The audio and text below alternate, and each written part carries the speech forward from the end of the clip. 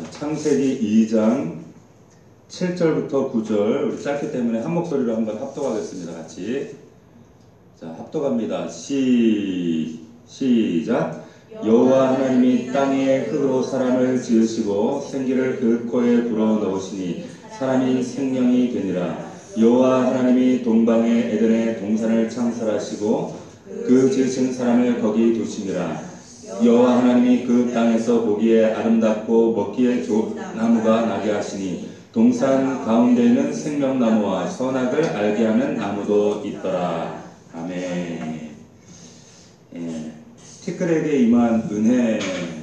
오늘 창세기 강의 9번째입니다. 요 창세기 50장까지 이거 언제 다 끝날까 이런 생각이 문득문득 드는데 9번째 지금 시간인데 지금 이제 2장 나갔어요. 2장도 아직 다 못 나갔지만 그만큼 우리가 정말 세밀하게 그리고 깊이 있게 우리 영혼의 우리 신비에 새겨야 될 말씀이 이 창세기 말씀입니다. 성경의 첫 장을 열고 또한 우리가 창세기 1장 1절이 마지막 마라나타로 끝날 때까지 이 창세기의 말씀, 우리의 믿음을 시작하는 그런 단어이기 때문에 굉장히 중요합니다. 여러분들이 이 말씀을 정말 두고두고 묵상할 수 있기를 바랍니다. 자, 우리 좀 복습하는 의미에서 우리 지난 시간까지 창세기 7번째 날까지 창조가 어떤 의미인가, 안식이 어떤 의미인가, 잘 기억하고 있을지 모르겠지만, 그런 의미를 우리가 나누었습니다. 창세기는 근데 가장 중요한 것은 뭐냐, 여러분들이 다른 것보다도 이것만큼 꼭 기억해야 될 그 말씀인데 그게 뭐냐면 언약이라고 하는 거예요. 창세기는 언약의 주제를 가지고 하나님이 인간 사이에 이 언약을 어떻게 이루어 가시고 그리고 그 역사 속에서 하나님의 역사 가운데서 이 언약을 어떻게 성취해 가시는가라고 하는 그런 주제를 삼고 있는 것이 창세기입니다. 그러니까 한마디로 창세기는 언약의 책이다. 이렇게 기억을 하셔야 되는 거예요. 그걸 입증하는 것이 뭐였습니까? 2장 4절에 보면 2장 4절에 여호와 하나님이 이 여호와 하나님이라고 하는 이 히브리어 엘로임 야훼 이 의미도 우리가 나눴어요. 그러니까 창세기 1장부터 2장 3절까지는 하나님을 그냥 엘로임 뜻이 뭐죠? 전능하신 하나님, 능력의 하나님, 그냥 엘로임 이렇게 소개를 했어요. 그 전능의 하나님께서 이 땅을 천지만물을 이렇게 창조하셨어. 그래 엘로임 그 하나님으로만 소개하다가 이제 2장 4절부터는 그 하나님을 슬그머니 이렇게 소개하고 있는 거예요. 엘로임 야훼, 엘로임 여호와, 다시 말하면 여호와 하나님 슬그머니 소개를 하고 있는 거죠. 누가? 모세가 그렇게 하고 있다는 거죠. 거기에 의미가 담겨져 있다는 거예요. 앞서 말씀드린 대로 여호와 하나님, 이 말은 언약의 하나님 이런 뜻이에요. 자, 성경에 여러분 이 여호와 하나님, 우리는 그냥 무식글로 지나가는 그 하나님의 칭호지만 성경에 무려 6,800번, 제가 생각 아니에요. 누가 셌더라고. 6,800번이 등장을 해요. 그만큼 무슨 말입니까? 여호와 하나님, 이 언약이라는 의미가 그만큼 소중하다는 거예요. 그만큼 중요하다는 뜻이에요. 자, 그래서 성경 전체의 주제가 어떻게 보면 이 여호와 하나님, 엘로임 야훼라고 해도 과언이 아닐 만큼 중요한 의미가 이 하나님의 칭호 가운데 담겨져 있다라고 말씀을 드렸어요. 자, 출애굽기 3장 14절 15절 말씀 보면 하나님께서 모세에게 이런 말씀하시는 거예요. 나타나셔서 모세에게 나는 스스로 있는 나다. 나는 스스로 있는 나다. 너는 이스라엘 자손에게 가서 스스로 계신 그분이 너희에게 보냈다. 이렇게 전해라. 말하는 겁니다. 그러면서 뭐라고 하냐면 다시 모세에게 말씀하시기를 이스라엘 자손에게 이르기를 이제 자신을 소개하십니다. 여호와. 그 여호와가 누구냐? 너희 조상의 하나님 있지? 곧 아브라함의 하나님, 이삭의 하나님, 야곱의 하나님. 너희들이 그렇게 불렀던 그 엘로임, 그의 이름이 여호와다. 이렇게 소개를 하시는 장면이 있어요. 그러면서 이것이 내 이름이다. 너희가 대대 영원토록 기억해야 될 그 이름 여호와 하나님, 엘로임 야훼 기억하라는 거예요. 뭘 기억하라? 언약이에요. 언약. 자, 그러면서 하나님께서 당신의 이름은 나는 야훼야 소개하시면서 자신의 정체성을 설명해 주시는 거예요. 출애굽기 6장으로 넘어가면 이제 그 의미를 좀 더 부각해서 설명을 하세요. 자, 우리 한번 넘어가 봅시다. 출애굽기 6장 2절 한번 가봅시다. 중요한 말씀이기 때문에 여러분들의 이 말씀을 꼭 이렇게 좀 이 색펜으로 이렇게 표시를 해둬도 좋은 그런 말씀이겠죠. 6장 2절부터 5절. 자, 언약의 하나님, 야훼 엘로힘, 이것이 언약이라는 의미를 여러분들이 기억하면서, 자, 왜 그런가 6장 2절부터 5절까지 말씀을 합독하겠습니다. 같이 시작. 하나님이 모세에게 말씀하여 이르시되 나는 여호와이니라. 내가 아브라함과 이삭과 야곱에게는 전능의 하나님으로 나타났으나, 자 보세요. 전능의 하나님으로 나타났으나, 다시 말하면 엘로힘으로 나타났으나, 자 같이 이어서 시작. 나의 이름을 여호와로는 그들에게 알리지 아니하였고 가나안 땅 곧 그들이 거류하는 땅을 그들에게 주기로 그들과 언약하였더니, 5절. 이제 애굽 사람이 종으로 삼은 이스라엘 자손의 신음소리를 내가 듣고 나의 언약을 기억하노라. 자, 이 여호와 하나님 이름 언약을 설명할 때 이 이름을 하나님이 소개하시는 거예요.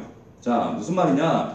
여호와 하나님이 언약을 하시고 언약을 이루시는 분으로 자신을 소개하시는 거예요. 여호와 하나님이란 이름이 담고 있는 그 뜻이 뭐냐? 언약을 맺은 그분은 반드시 이 언약, 우리말로 좀 쉽게 표현하면 약속하신 그분은 우리의 약속을 반드시 성취하신 분이라는 거예요. 우리가 성경을 신약, 구약 얘기하죠. 다시 말하면 이거는 뭐예요? 쉽게 얘기해서 어음이에요. 기도는 무턱대고 우리의 지극정서로 하나님께 떼쓰는 것이 기도가 아니라 언약, 보증을 가지고, 이 개런티를 가지고 하나님께 말씀 붙들고 간구하는 거예요. 그렇기 때문에 이 언약, 당신이 약속하신 하나님이 아니십니까? 약속을 가지고 그 약속의 확신을 근거로 해서 당신께 간구합니다. 이게 기도라고 하는 거죠. 자, 모세가 창세기에 이제 창조 역사들을 소개하면서 쭉 일장의 사건들을 이야기하면서 갑자기 여호와 하나님 이름을 등장시킨단 말이에요. 왜 그랬을까요? 왜? 언약의 하나님을 부각시키려고 하는 거예요. 하나님은 언약의 하나님이시다. 약속하셨잖아. 너에게 말씀하셨잖아. 그 약속의 하나님께서 이제 너희를 이 삶의, 이 창조세계 질서의 중심인 너희에게 이 약속을 어떻게 성취해 가시는가를 너희가 똑똑히 주목해 보라, 이 말씀하시는 거예요. 자, 창조의 기사뿐만 아니라 그래서 인류의 모든 역사가 하나님의 모든 이루어가시는 진행들이 언약을 세우시고 언약을 이루어가시는 분이다. 이것을 보여주고 있다라고 하는 겁니다. 자, 인간 창조에 대한 역사 2장 4절에 보면 이제 다시 한번 인간 창조 역사가 다시 반복되어져요. 자, 이것은 뭐 또 다른 창조가 아니란 그 우리 배경 설명을 다시 지난번에 여러분들 기억하실 필요가 있습니다. 자, 2장 4절에서 이제 여기서부터 여호와 하나님 이렇게 등장을 하죠. 여호와 하나님. 그런데 하나님은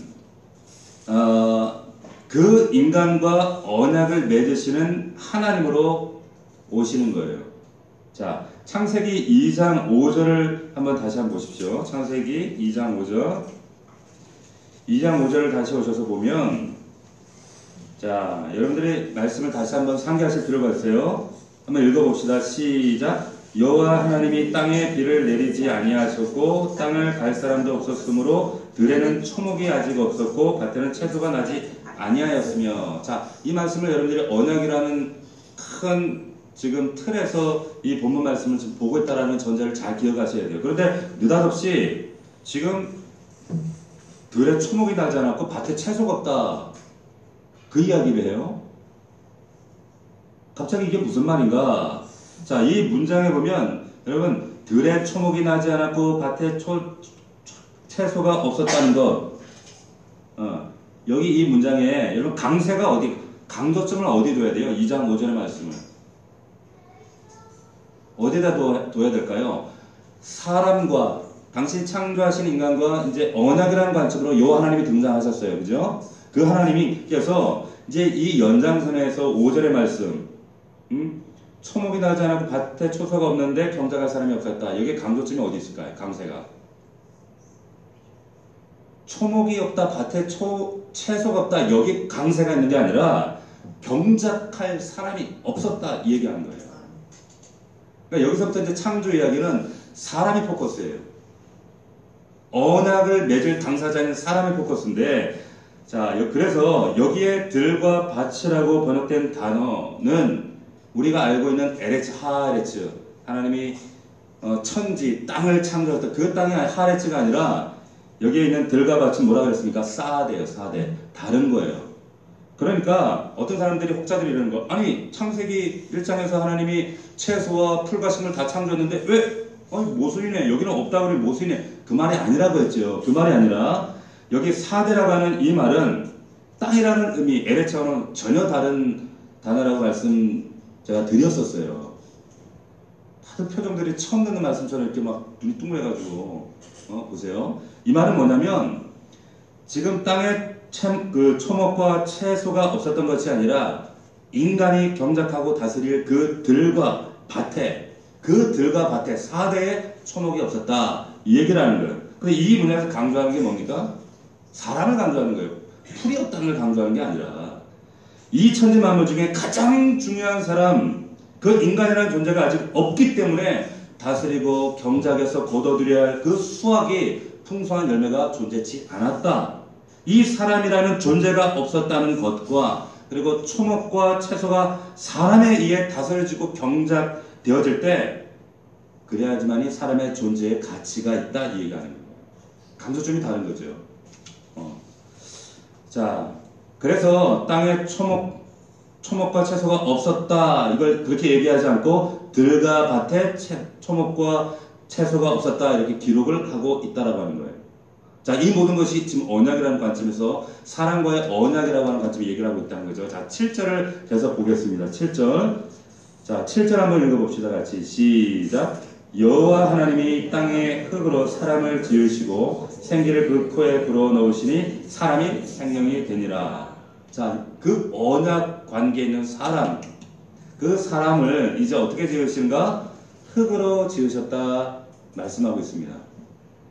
자, 여기서 흙이라고 번역된 이 말은 직역하면 사실은 흙이라고 하는 말보다 더 가까운 뜻은 땅의 티끌이라고 하는 뜻이에요. 티끌입니다. 더 적실하게 표현된 의미가 티끌이라고 하는 뜻이 더 정확해요. 아파르, 먼지, 티끌이라고 하는 거예요. 자, 이 뜻은 뭘 말하고 있는가? 사람은 하나님이 주시는 생명력과 단절되면, 하나님과 관계를 떠나면, 하나님과 관계없는 삶을 살게 되어지면 그 사람은 결국 티끌, 먼지에 불과하다는 걸 말씀하고 있다는 거예요. 하나님과 관계를 떠난 사람은 티끌일 수밖에 없어요. 성경에 여러분 티끌 그러면 많은 경우에 그건 그냥 보잘것없다는 뜻이에요. 쓸모없다, 버릴 존재다 그런 뜻이에요. 그러니까 아브라함이 자기를 하나님 앞에 막 그 탄원할 때 이 백성을 살려달라고 탄원하는 장면을 나는 티끌 같은 내가 감히 당신께 구합니다 이런 고백을 하거든요. 그리고 사무엘 상에 보면 이런 말씀이 있습니다. 한번 들어보세요. 가난한 자를 진토, 이게 티끌이에요. 아파르, 진토에서 일으키시며 빈필한 자를 거름더미에서 드사 귀족들과 함께 앉게 하시며 영광을 차지하게 하시는도다. 여기서 티끌 그리고 거름더미는 뭐예요? 똥이잖아요. 티끌과 똥을 그냥 동격으로 얘기하는 거예요. 그래서 티끌 같은 인간이 하나님과 관계를 끊어주면 그 인간은 뭐예요? 티끌먼지, 거름더미라는 얘기예요. 하나님 관계가 끊어진 존재는 결국에 똥이야 이 말씀하는 겁니다. 아담이 죄를 짓자마자 하나님께서 그 죄의 결과로 뭐라고 나중에 결론을 내시는가 하면 내가 흙이니 흙으로 돌아가라 이렇게 말씀하시거든요. 무슨 의미겠어요? 나와 관계가 끊어졌잖아. 너는 먼지니까 먼지로 가. 티끌로 돌아가 말씀하시는 거예요. 그러니까 티끌인 인간이 하나님과의 그 생명의 의로운 관계에 있지 않을 때 생명이었던 존재지만 생명이 생명력을 떠나면 뭐가 돼요? 거름더미에 불과하다는 거예요. 티끌이 된다는 거예요. 피조물이 하나님 떠나는 것 그 자체가 그래서 성경은 심판이다 저주다 이렇게 얘기를 하고 있다는 것이죠. 여러분 요한복음 3장 18절에 보면 믿지 않는 자들은 그래서 벌써 심판을 받았다 이렇게 예수님이 선언하시거든요. 이게 무슨 말인가 하면 믿지 않는 자들은 지옥에 떨어졌기 때문에 심판이 아니라 믿지 않는 그 자체가 하나님과 관계없이 살아가는 수많은 불신자들 그들은 이미 심판을 받았다는 거예요. 왜? 티끌로 절라졌기 때문에. 그 자체가 심판이다 말씀하시는 겁니다. 하나님의 형상으로 지음받은 저와 여러분들은 끊임없이 하나님의 생명을 공급받고 우리가 생명이 우리 안에 있는 게 아니거든. 아담이 생명을 부여받은 것이 아니라 여러분 기억하셔야 될 건 생기를 부여받은 거예요. 생기는 생명이 아니에요. 그 생기는 또 성령도 아니에요. 우리 안에 성령님이 계시잖아요. 영생이 아니라 그냥 생명의 기운을 받았을 뿐이에요. 그렇기 때문에 끊임없이 그 에덴에서 생명을 공급받고 하나님의 하늘의 신령한 은혜와 복을 공급받아야 하는데 차단되어 버려요. 차단버린 그 자체가 지옥이라고 말씀하는 거예요. 티끌이다 말씀하고 있다는 거죠. 여러분 그 여호수아가 가나안 정복 전쟁 가운데서 아이성에서 패배하는 그런 장면에 이를 때 이 그 여호수아가 어떤 그 퍼포먼스를 하는가 하면 옷을 찢어요. 그리고 옷을 찢고 또 어떤 행동을 하는가 하면 티끌을 뒤집어 써버립니다. 성경에 보면 그런 장면들이 자주 등장해요. 이건 뭘 의미하는가 하면 지금 아이성을 패배한 자신의 모습 이 티끌 이걸 뒤집어 쓰면서 지금 우리의 처지가 완전한 실패라는 얘기예요. 우리는 완전히 패배했다는 거예요. 우리는 완전히 저주받은 상태라는 거예요. 근데 티끌을 뒤집어 쓰거든요. 그러니까 하나님과 아무리 우리가 많은 돈이 있고 명예가 있고 우리가 가진 것 풍성하다 할지라도 세상 사람이 누리는 것들 정말 우리가 다 가지고 있다 할지라도 하나님과 관계없는 자가 되어버릴 때 그것은 결국 저주와 심판과 패배에 지나지 않는다 그 얘기를 하는 거예요. 티끌 같은 존재다. 하나님과의 생명의 관계 여러분들이 한번 곰곰이 생각해 보세요. 내가 하나님과의 생명의 관계에 내 관심이 있는가 아니면 온통 세상 사람들이 관심을 갖고 있는 저들이 가지고 있는 돈과 아니면 어떤 명예나 어떤 나의 자랑과 여기에 온통 관심과 거기에 내 마음이 거기에 지금 온통 거기에 쏠려 있는가 그것들 불화하고 있지는 않은가. 정말 우리가 집중해야 될 건 뭐냐면 하나님과의 관계예요. 관계가 끊어지면 그때부터 우리는 모든 것이 끝나버리는 거예요. 자, 계속해서 여러분 본문을 보시면 하나님께서 그렇게 티끌로 만들어진 인간에게 어떻게 하세요? 생기를 불어넣었다 그랬어요. 생기를 불어넣었다. 이 생기는 앞서 말씀드렸지만 뇌세마라고 하는 것은 생명의 기운입니다. 이것 자체가 성령이 아니에요. 이것 자체가 여러분 생명, 영생이 아니에요. 그냥 말 그대로 생명의 기운이에요. 생기. 이 말은 뭐냐면 언제든지 이것은 철회될 수 있다는 말이에요. 이 생기는 그 자체가 생명 자체가 될 수 없다 이 말씀하시는 거예요. 생기라고 하는 말. 그래서 여러분 이 생명이 우리에게는 언제 주어졌어요? 집사님 우리 이 생명을 언제 하나님은 우리에게 허락해 주셨어요? 선집사님. 집사님 안에 생명이 있어요? 있어요? 언제 받았어요 이 생명을? 네? 내가 그분을 예수 그리스도로 내 삶의 주인으로 구세주로 고백했을 때 받아들였을 때 영접했을 때 그 생명이 성령이 내 안에 오시잖아요. 성령이 오신 그것이 영생, 생명의 증거란 말이에요. 영생. 네. 그때 받았단 말이에요. 그러니까 십자가를 통해서 예수 그리스도의 부활을 통해서 이제 백성 안에 영원히 내주하시는 방법, 성령을 통하여 영생을 이제 그것이 생기 정도, 생명의 기운 정도가 아니라 생명으로 내 안에 이제 허락해 주셨다는 게 이게 얼마나 놀라운 사건인 줄 여러분 아세요? 이 성경에 창세로부터 요한계시록까지 이 사건이 이루어지기 위해서 너희들의 한계와 연약함과 죄성과 이런 것들을 뚫고 하나님의 열심히 너희들을 구원하고 이 생명을 너희 안에 부여하시기 위해서 이 땅에 오신 거야. 그 사건이 약속이 우리 안에 이루어졌다는 거예요. 생명의 역사가. 자, 그런 생명으로 살아가는 존재들이 그리스도인이다라고 하는 거. 믿을 수 있기를 축원합니다. 자, 8절을 이제 이어서 보시면 같이 한번 읽어봅시다. 8절 말씀, 2장 8절 시작. 여호와 하나님이 동방의 에덴의 동산을 창설하시고 거기에 두시니라. 자, 이렇게 말씀하셨죠. 자, 여기서부터 이제 에덴에 대한 묘사가 나옵니다. 에덴이라고 하는 이 의미, 뜻이 뭐예요? 에덴이라는 뜻이 뭡니까? 기쁨이라는 뜻이에요. 기쁨. 에덴. 가든 기쁨의 동산이다. 그런데 이게 동산이라고 번역된 이 히브리어 간이라고 하는 의미는 뭐냐면, 여러분, 울타리예요. 에덴 동산. 우리말로는 쉽게 그냥 약간 좀 서정적으로, 좀 아름답게 에덴 동산, 이렇게 그 표현을 했는데, 이 동산이라고 하는 히브리어 의미는 뭐냐면, 울타리예요. 울타리를 쳤다, 이 말이에요. 다시 말하면, 에덴이라고 하는 울타리, 예? 울타리. 이 울타리라는 말은 무슨 말일까요? 철저히 외부와 차단됐다는 거예요. 이 에덴은 철저히 하나님이 차단해 두셨어요. 아무나 근접할 수가 없었어요. 그런데 중요한 또 말씀이 있어요. 이 에덴을 어떻게 하셨다고요? 창설하셨어요. 이 창설했다라고 하는 이 번역된 의미는, 원의 의미는 뭐냐면 심었다라고 하는 뜻입니다. 심었어요.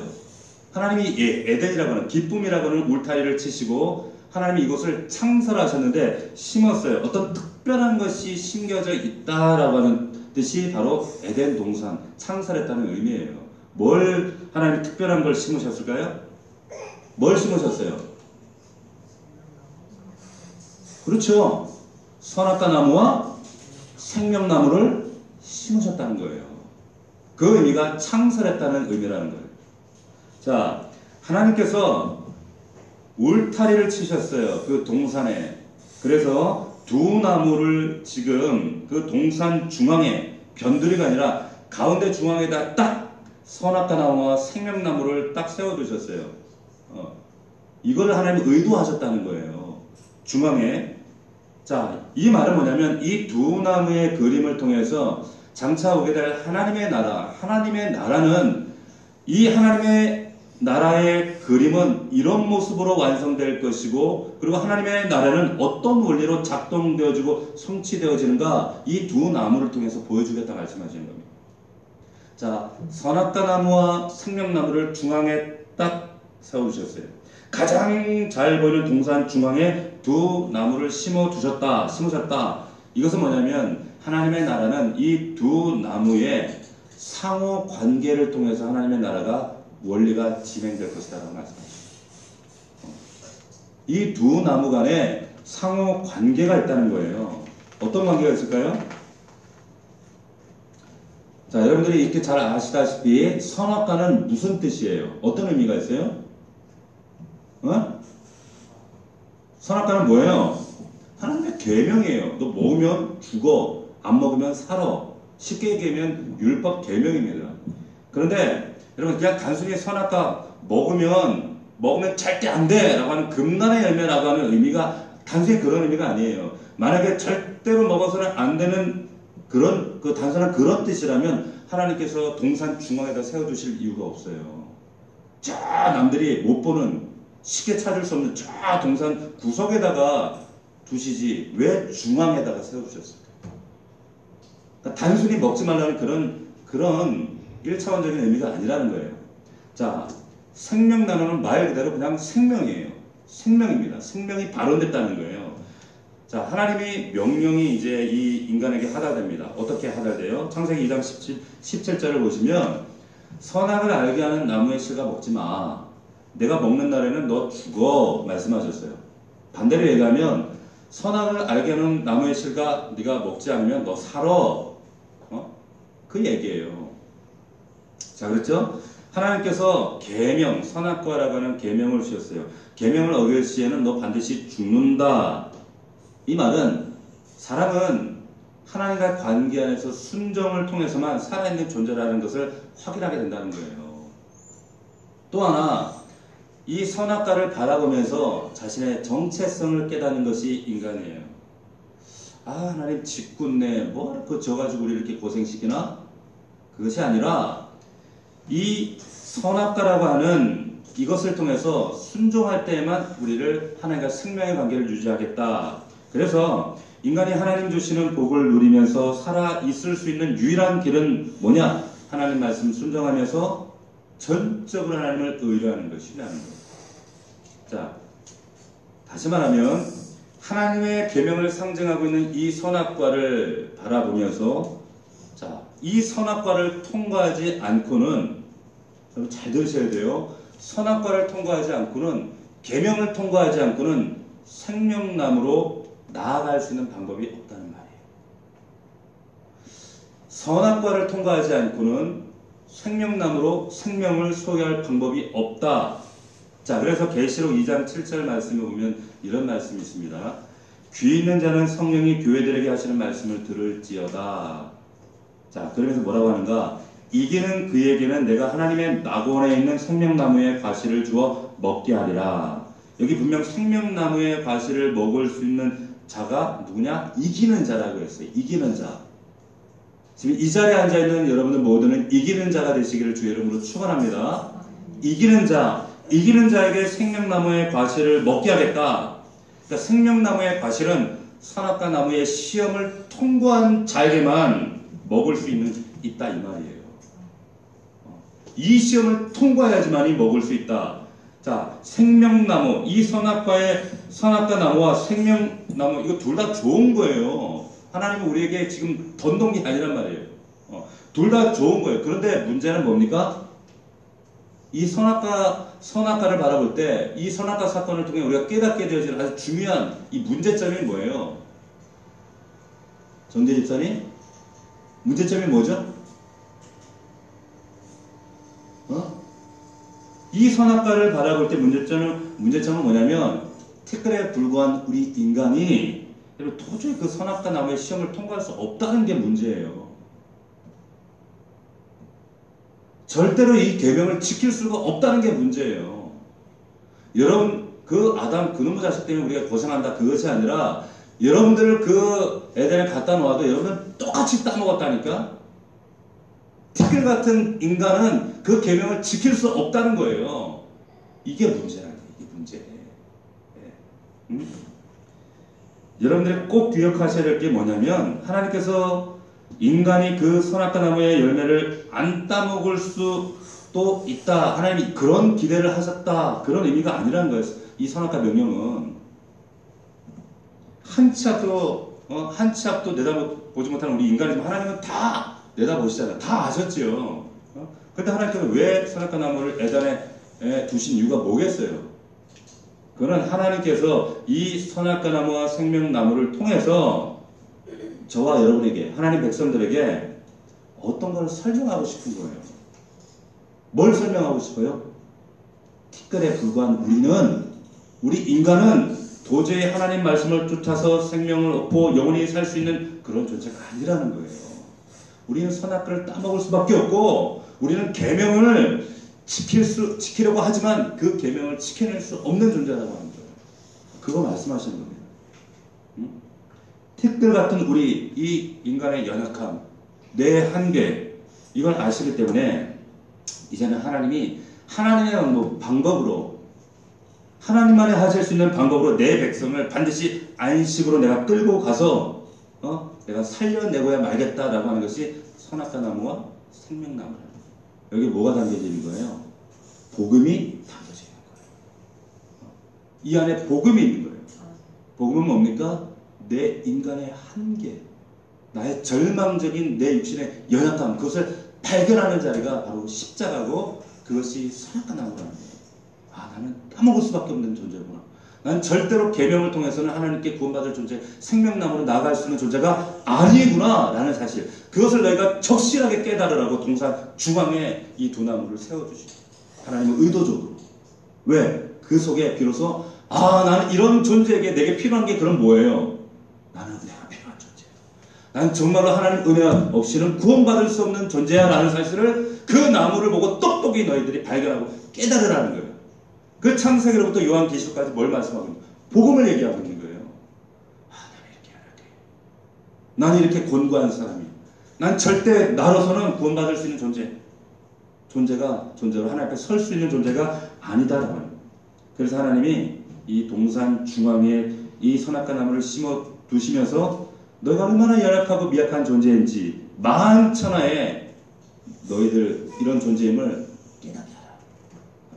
알게 하라는 거예요. 여러분, 우리 사람이 우리가 정말 생명나무가 우리에게 정말 비로소 필요하다라고 하는 이 선악과와 생명나무의 의미를 깨닫게 되는 시점이 언제예요? 언제 깨닫게 될까요? 우리에게 이 생명이 필요해. 이 한계를 깨닫고 나에게 이 생명나무, 이 생명이 정말 절박해. 이거 언제, 그 생명나무의 필요성을 언제 자각하게 될까요? 언제예요? 한계, 죽음이라는 한계에 다다랐을 때. 그때는 여러분 명료해집니다. 제가 수많은 장례식 임종을 경험하면서 보면서 그 죽음 앞에서 자신의 이 절박함과 그 절대자 그리고 생명이 절박하게 찾지 않는 사람은 단 한 사람도 못 봤어요. 단 한 사람도 못 봤어요. 네? 먹지 말라는 하나님 명령을 위반한 결과로 발생하게 되는 죽음, 이 죽음이라는 것이 내 앞에 딱 등장했을 때, 이 죽음이라는 것이 멀리 있다가 이제 내 눈앞에 딱 맞닥뜨리게 됐을 때, 도래했을 때, 이 생명나무, 나에게 생명이 필요하구나. 나는 죽을 수밖에 없는 에노스였구나. 라는 사람이 딱 자각합니다. 근데 인간의 문제는 뭐냐면, 이 생명, 내 안에 없는 생기도 상실하고 생명도 상실하고 없잖아요. 근데 이 끊임없는 욕망이 이 생명의 자리를 대신해서 끊임없이 뭔가를 갈구하는 존재로 이게 왜곡돼 버렸어요. 변질돼 버렸어요. 그래서 그 자리를 뭘로 채우려요? 세상의 힘으로 채우려고 하는 거예요. 세상의 능력, 세상의 명예, 세상의 어떤 세상의 이데올로기, 세상의 어떤 다른 것들로 이런 생명을 대신하기 위해서, 찾기 위해서 인간들이 끊임없이 노력하고 나가게 되었다라고 합니다. 다시 말하면 자신이 죄인이라는 사실이 깨달아지고 드러나고 이제 죽음의 지배를 받게 되었다. 나는 죽을 수밖에 없는 존재구나 자각하게 될 때 인간은 이 생명이 누군가로부터 내게 주어지지 않으면 안 되는구나. 그때 비로소 뭘 인식하게 되냐면 은혜를 인식하게 됩니다. 은혜를 인식해요. 내게 은혜가 필요하구나. 주일날 우리 탕자의 이야기 나눴잖아요. 돼지 우리 안에 있을 때 돼지가 아닌데 돼지처럼 돼지 지엽열매, 여전히 돼지 지엽열매가 마치 내 인생의 전부라도 될 것처럼 사람이 돼지처럼 뒹구고 싸우다가 문득 자신을 돌이켜보니까 나 돼지 아닌데 돼지처럼 사네? 자신의 정체성을 자각하는 거예요. 나 이런 존재가 아닌데 자각하는 순간에 어떻게 해요? 아버지의 은혜를 떠올렸던 것처럼 여러분 이 순간에 그 나무 앞에서 우리는 이 죽음을 자각할 때 비로소 하나님, 나는 은혜 없이는 안 되는구나 라는 사실을 발견하게 될 수밖에 없다라는 거예요. 여러분 이게 은혜예요. 너무 놀라운 은혜고 너무 감사한 은혜예요.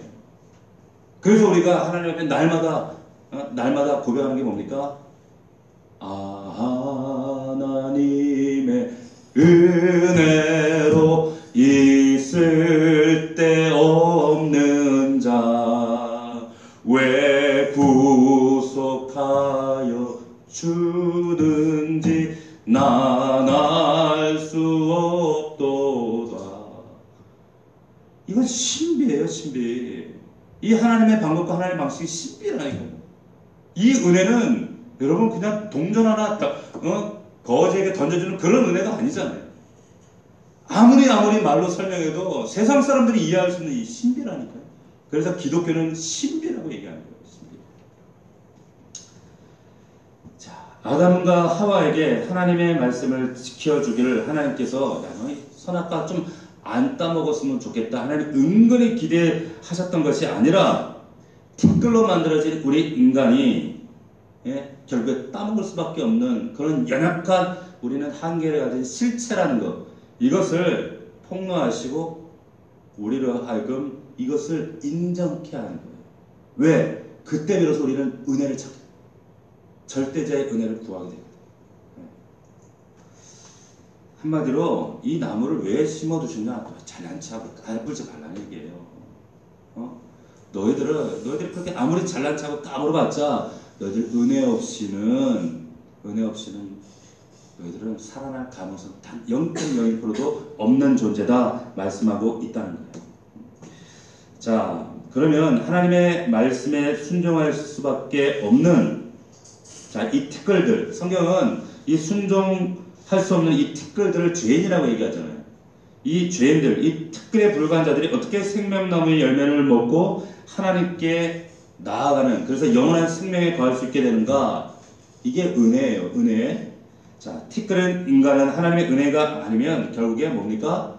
앞서 말씀드린 것처럼 거름더미예요. 티끌에 불과하다는 거예요. 먼지에 불과하다는 거예요. 선악과 나무와 생명나무가 그것을 여러분들에게 지금 강조하는 거예요. 가르치고 있는 거예요. 지금 모세가 그 얘기를 하고 있다는 거예요. 그래서 이 본문을 지금 바울이 이렇게 고린도전서에서 요약을 했어요. 한번 들어보세요. 고린도전서 15장 48절입니다. 무릇 흙에 속한 자는 저 흙에 속한 자들과 같고 아파르라는 거예요. 먼지 거름더미라는 거예요. 무릇 하늘에 속한 자는 하늘에 속한 자들과 같으니 우리가 흙에 속한 자의 형상을 입은 것 같이 또한 하늘에 속한 자의 형상을 입으리라. 무슨 말입니까? 하나님은 땅에 속한 흙에게 하늘을 입히시겠다는 거예요. 어떻게? 은혜로. 하나님의 방식으로. 도무지 우리의 머리로는 상상할 수 없는 하나님의 방식, 은혜의 방식으로 우리를 살리시겠다. 그 방법이 은혜라는 방법이라는 거예요. 죽음이라는 것, 이 죽음을 당면하게 된 우리 인간들에게 생명나무에 이 끊임없는 욕망이 있다는 거. 근데 그 욕망이 왜곡되어서 세상에서 이 생명의 대체품들을 막 찾고자 하는 거예요. 그거 아니라는 거죠. 물질, 돼지 지역 열매, 명예, 어떤 나의 자랑, 어떤 좋은 차 이런 것들로 그게 아니죠. 절대 그렇지 않다는 겁니다. 자, 이렇게 선악과 나무와 생명나무 이 이 나무가 서로 이 관계를 통해서 상호 관계를 통해서 우리에게 말씀하고 있는 건 뭡니까? 죽음 속에 절망 속에 그러나 생명이 있다. 율법 속에 그러나 은혜가 있다. 죽음 속에 하나님의 생명이 감춰져 있다. 이렇게 말씀하는. 그래서 하나님의 백성들은 너희들은 저와 여러분은 은혜로만 사는 존재들이에요. 우리가 앞서 은혜라는 찬양 고백했잖아요. 은혜 없이는 우리 살아갈 수 없다니까요. 날마다 우리가 살아가고 호흡하고 있는 이 모든 것들이 정말 모든 게 다 은혜예요. 다 은혜입니다. 티끌했던 정말 아담과는 비교도 할 수 없는 참 생명을 가진 이제 우리가 생기가 아닌 생명을 가진 존재들이 되었잖아요. 이 생명, 생기 정도가 아닌 생명을 가진 우리가 그런데 여전히 세상 돼지 지역 열매 보면서 어떤 세상의 환경이나 처지나 어떤 문제 앞에서 넘어졌다 일어났다 변덕 떨고 슬퍼하고 괴로워하고 낙심하고 이거는 정말 그리스도인들의 모습이 아니에요. 생명을 가진 자들은 절대로 이렇게 상황 앞에 조건 앞에 절망하면 낙심하지 않습니다. 그리스도인들 얼굴 보면 항상 어떻게 해야 돼요? 진지하면 안 돼. 기뻐해야 돼요. 옆 사람 얼굴 보세요. 좀 진지하게 생겼나? 좀 기뻐하는 얼굴인가? 오늘도 뭔가 이렇게 심각한가? 얼굴이 항상 기뻐. 왜? 이 생명을 가지고 이 놀라운 비밀을, 이 선악과 나무와 생명나무의 비밀을 간직한 자들이 우리잖아요. 뭘 세상 그것들 때문에 그냥 하찮은 것들 때문에 우리가 울고 불고 그냥 내 환경 좀 바꿔달라고, 내 처지 좀 바꿔달라고 이런 기도하시면 안 된다는 거예요. 별거 아니거든 그거. 진짜 지나고 보면 뭐 조금만 내 손 좀 뜻대로 그 바람대로 이루어지지 않으면 울고 불고 하고 막 하나님 앞에서 그냥 아이고 그러시면 안 된다는 거예요. 며칠 전부터 저하고 지금 전화상으로 계속 지금 상담하고 있는 제 이전 교회의 어떤 제가 담당했던 교구의 집사님이 한 분 계세요. 근데 이분의 자녀가 아들 둘이 있는데 아들 하나는 지금 미국의 고3 미국에 지금 그 학교에 가 있고 대학을 지금 입학했어요 이번에. 근데 작은 아이가 있는데 정말 맑고 착하고 너무 이뻤던 아이예요. 제가 참 이뻐했던 아이였습니다.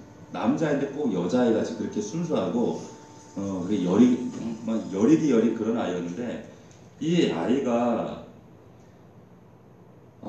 참 얼마나 안타까운 말씀을 하시는지 지금 서울대병원에 소아과 정신병동에 있다는 거예요. 중학교 1학년이고. 근데 왜 어떻게 해서 그렇게 지금 그런 과정까지 진행이 됐어요? 했더니 이 아이가 지금 그 학교에 가면 아이들과 전혀 대화를 안 한대요. 그 이유는 아이들이 더럽다는 거. 그리고 선생님도 더럽다는 거. 책상을 열심히 닦는데요. 핸드폰을 안 만져요. 더럽다. 그리고 가지고 있는 학용품, 옷들도 다 버려요. 계속 버려요. 더럽다. 새 것을 사줘야 돼. 급기야 지금 집이 어떤 동네에서 지금 다른 동네로 이사를. 왜? 집이 더럽다. 이거 일종의 공황장애가 아닌 일종의 이거 전환장애라고 이렇게 부른대요. 병리학적으로 좀 정신적으로 문제가 있는 거죠. 끊임없이 집에 오면 샤워하고 핸드폰을 안 써. 핸드폰이 더럽다. 자, 여러 가지 이제 원인들이 있는데 거기에는 이제 영적인 항상 어떤 정신학적인 문제가 있을 때 거기에는 여러 가지 원인들을 종합적으로 우리가 생각해 볼 수가 있어요. 그것이 영적인 문제가 있고요. 그리고 정신학적인 문제가 있어요. 그 이전에 어떤 그 차중구라고 하는 정신의학과 교수가 그런 얘기를 했었어요. 뭐라고 했냐면 자기가 이 환자들을 만나보니까 어떤 사람은 약으로 처방해서 낫는 사람이 똑같은 환자일지라도 근데 어떤 사람은 예수의 이름으로 기도해 주니까 낫는 사람이 있더라는 거예요. 또 어떤 사람은 상담만으로 낫는 사람이 있더라는 거예요. 그게 무슨 말이냐면 그러면 정신적인 이런 질병도 영적으로 다뤄야 될 영역이 있고 정신학적으로 의학적으로 다뤄야 될 영역이 있다는 거예요. 무턱대고 무조건 다 예수의 이름으로 쫓아낸다고 되는 게 아니라 어떤 영역은 예수의 이름을 선포해야 될 영역이 있고 어떤 영역은 또 세상 의사들의 도움을 받아야 될 영역이 있다는 거예요.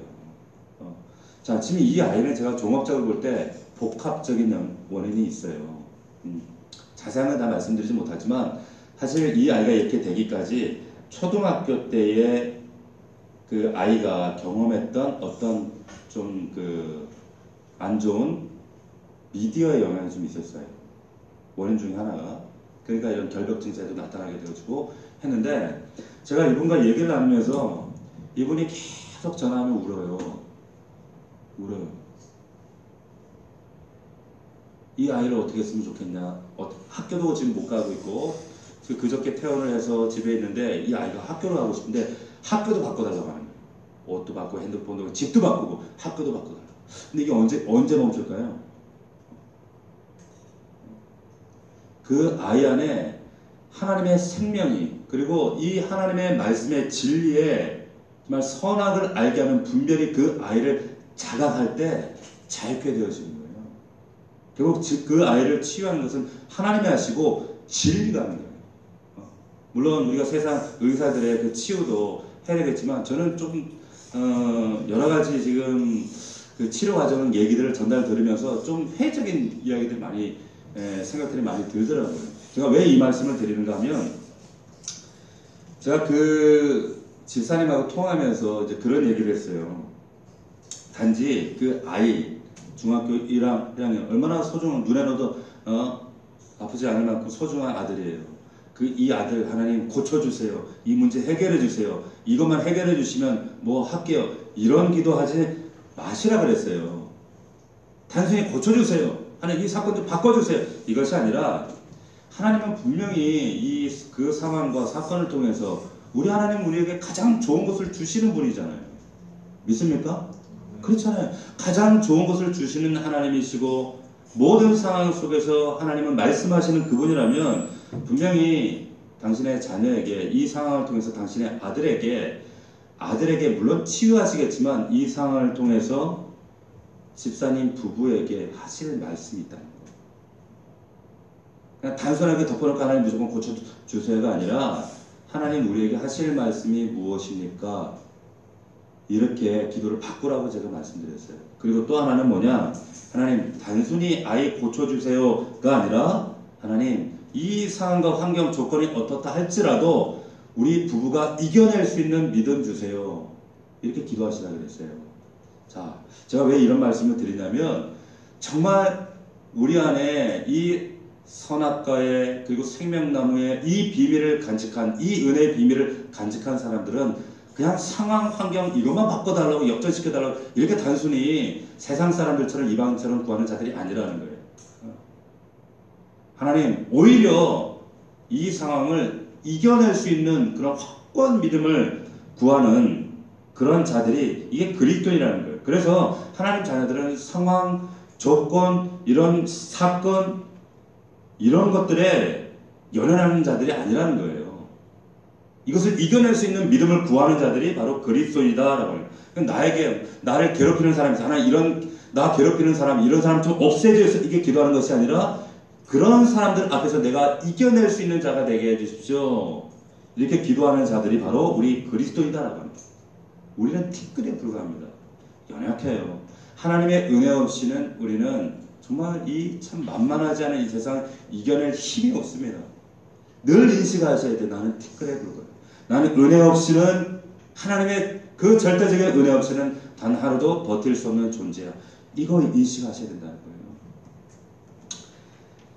저와 여러분은 선악과 나무와 생명나무로 이루어진 이 십자가의 비밀을, 이 놀라운 비밀을, 이 은혜를 가지고 살아가고 있는 자들이 바로 저와 여러분들입니다. 그렇기 때문에 하나님은 저와 여러분들에게 이 세상의 티끌들에게 야 그리스도인은 어떻게 살아가는 자들이 그리스도인이냐 이걸 보여주길 원하시는 거예요. 똑같이 티끌처럼 불면 여기 흩날리고 저기 흩날리고 그런 존재들로 사는 것이 아니라 정말로 하나님 말씀 앞에서 결연하게 당당하게 좀 돈이 많으면 많은 대로 좀 겸손하게 살고 돈이 없으면 가난한 자리에서 좀 당당하게 어깨 딱 펴고 건강하면 건강함을 주신 자리에서 더 건강으로 하나님께 섬기고 좀 병약하면 병약한 대로 그럼에도 불구하고 하나님 우리에게 주시는 그 하나님 나라의 기쁨과 이 비밀 안에 주시는 하나님 은혜 감격을 가지고 살아가라는 거예요. 그게 성도의 삶이에요. 그게 성도라니까. 오늘 말씀을 여러분들이 잘 기억할 수 있기를 축원합니다. 우리는 티끌이라는 사실을 기억하십시오. 왜 하나님이 동산 중앙에 떡하니 이 두 나무를 세워두셨는가 잘 기억하셔야 돼요. 우리는 은혜 없이 살아갈 수 없는 존재들이에요. 날마다 이 은혜를 간구하십시오. 어떤 상황, 사건, 사람 때문에 일희일비하고 흔들리는 존재들이 아니라 하나님 그것 보지 말고 은혜에 집중하고 더욱더 하나님의 은혜를 간구할 수 있는 저와 여러분들이 될 수 있기를 주의 이름으로 축원합니다. 자, 기도합시다. 자, 이 시간 우리 함께 기도할 때 하나님 내 안에 우리는 여전히 끊임없이 선악과 나무와 이 생명나무를 바라보며 하나님 여전히 이 생명나무 그 생명나무 대신 예수 그리스도의 그 은혜를 우리가 구하기 전에 이 선악과 이 계명 앞에서 늘 낙심하고 우린 넘어질 수밖에 없고 무너질 수밖에 없고 좌절할 수밖에 없는 연약한 한계를 가진 인간임을 적시하면서 그렇지만 날마다 실패하고 좌절을 경험하며 살아가는 존재들입니다. 아버지 하나님 도와주시옵소서. 그러기에 우리에게 하나님 은혜가 필요합니다. 하나님 우리에게 날마다 이 은혜를 붙들고 그 은혜 앞에 살아가는 우리 사랑하는 성도들 다 될 수 있도록 도와주시옵소서. 하나님 우리는 티끌 같은 존재들입니다. 언제 어느 때 사라질 수밖에 없는 정말 하나님 관계가 끊어지면 우리가 하나님과의 그 은혜와 사랑 앞에 멀리 떠나 있으면 정말 우리는 티끌처럼 그 거름더미에 불과한 그런 존재들로 우리가 살아갈 수밖에 없습니다. 이 사실을 우리가 반드시 온전히 깨닫게 도와주시옵시고, 세상에 주는 그 돼지 지엄 열매 하나님 그 부러워하지 않게 도와주시옵시고, 오직 하나님의 은혜 안에 붙들려 살아가는 우리 모두가 되어지길 원합니다. 우리 말씀을 붙들고 우리 간절한 마음으로 우리 주여 세 번 부르고 통성으로 기도합시다.